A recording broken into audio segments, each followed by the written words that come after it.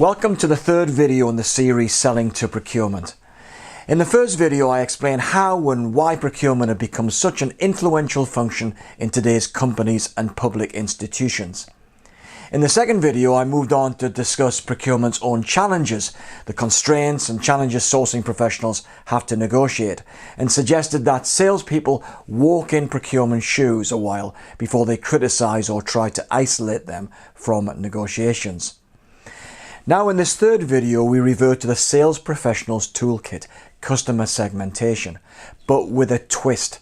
We will also take in how procurement has become accustomed to using this customer segmentation tool in order to determine for themselves the dependency the supplier has on procurement's business and whether this can bring procurement's negotiators more leverage to secure better deals for themselves.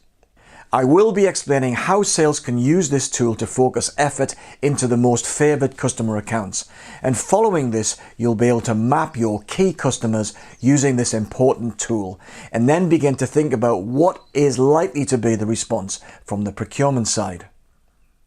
One of the challenges that sales and account management people wrestle with is this issue of how do they segment their customer base so they can adequately prioritise the relationships that are worthy of serious investment.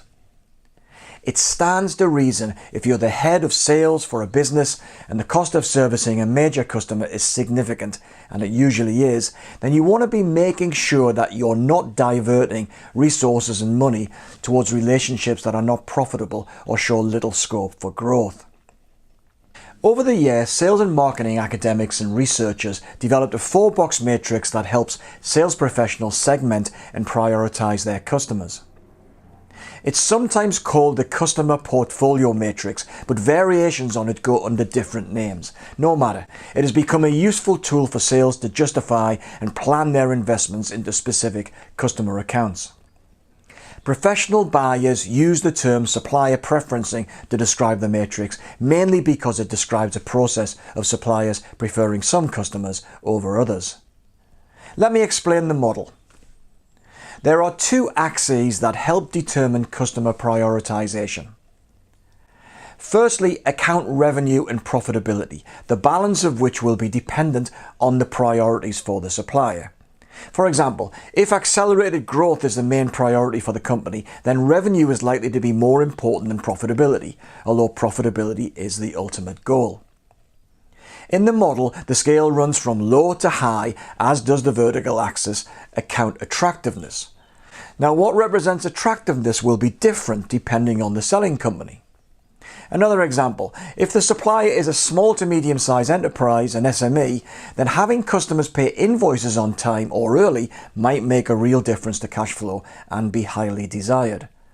For others, then collaborative ways of working might be particularly important, or indeed the openness of the customer to supplier innovative ideas, no doubt very important for tech companies.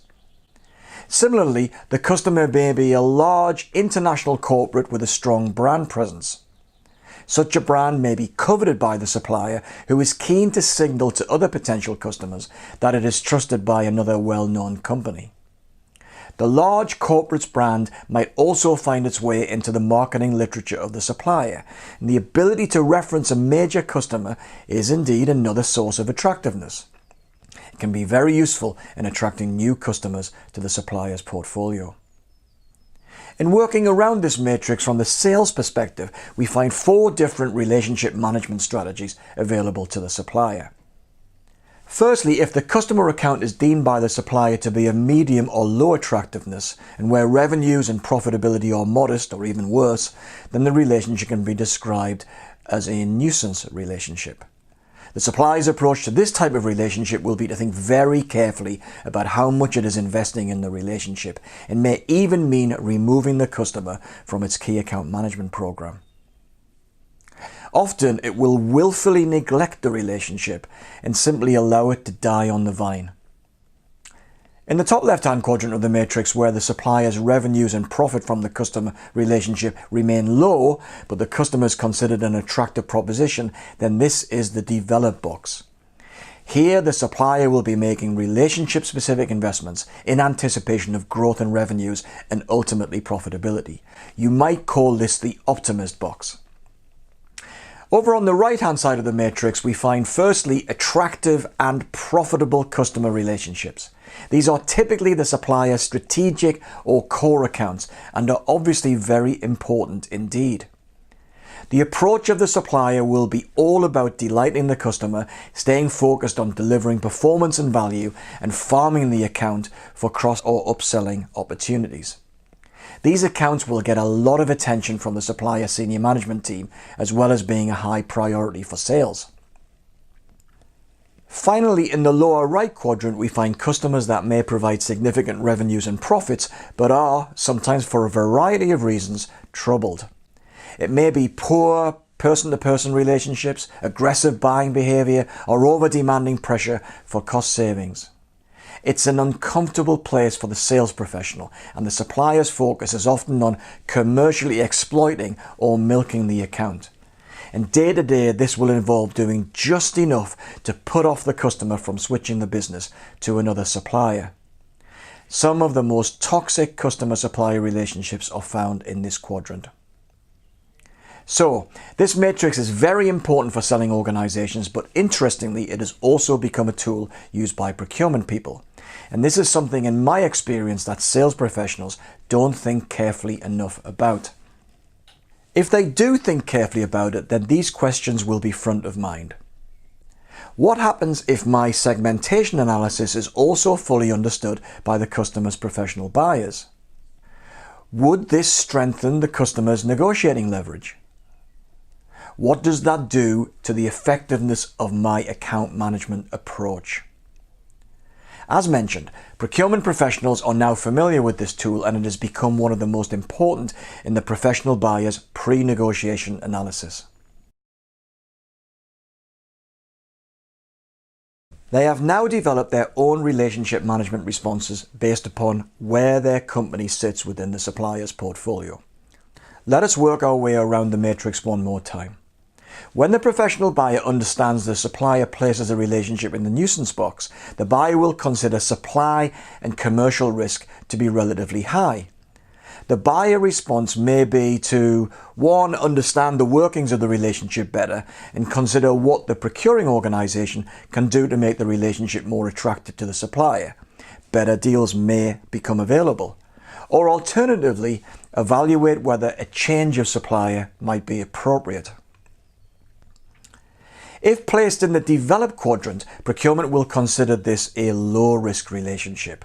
The supplier is making investments, trying to fuel growth, and the buyer will often seize the opportunity to strike improved commercial terms.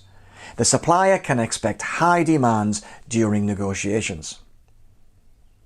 When the relationship is considered strategic or core by the supplier, it can also expect a tough ride during negotiations. The procurement professional will be acutely aware of how dependent the supplier is on the buyer's business.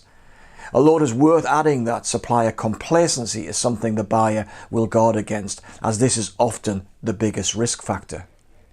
Sometimes there may be buyer discomfort over the supplier becoming too dependent, and so procurement will be open to evaluating alternative sourcing options in the longer term. In the exploitable box, the relationship will be considered high risk, both from a commercial point of view, but also of continuity of supply.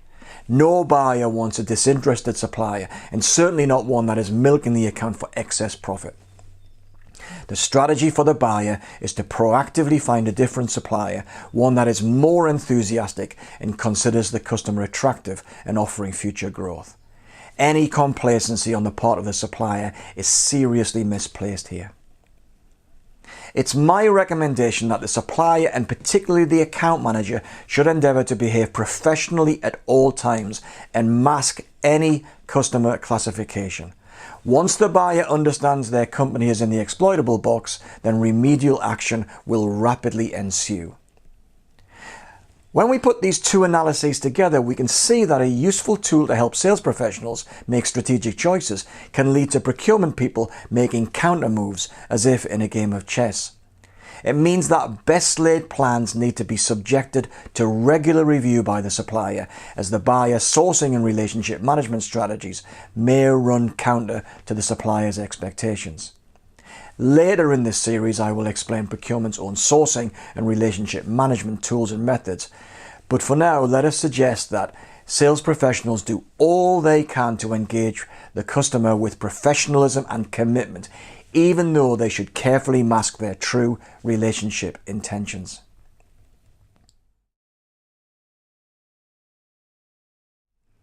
In summary, segmenting customers is very useful for sales professionals in prioritizing and allocating resources.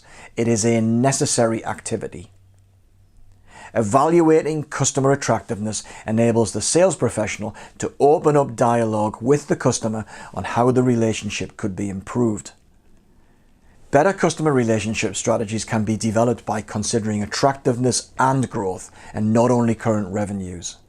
And finally, suppliers can begin to anticipate how procurement is likely to make its moves and be ready for the demands the customer will place upon the sales team during negotiations.